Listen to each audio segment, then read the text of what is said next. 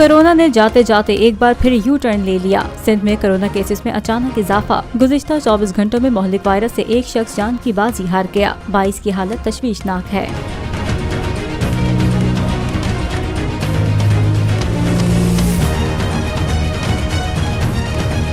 Cases में इजाफे के पेश नजर महकमा सेहत ने अस्पतालों में SOPs का खास ख्याल रखने की हिदायत कर दी। तिबी माहिरीन कहते हैं कि अलामात जाहिर हों तो फौरी डॉक्टर से रुजू करें। कराची में 24 घंटों के दौरान 53 अफराद का कोरोना टेस्ट मुस्बत आया, जबकि 12 मरीज अस्पतालों में दाखिल हैं। शहर के बड़े निजी अस्पताल के अमले और तलबा में भी 10 अफराद का कोरोना मुस्बत आया है। कोरोना फैलने के खदशे के पेश नजर NCOC ने 30 अप्रैल तक मास्क पहनने का अलर्ट जारी कर रखा है।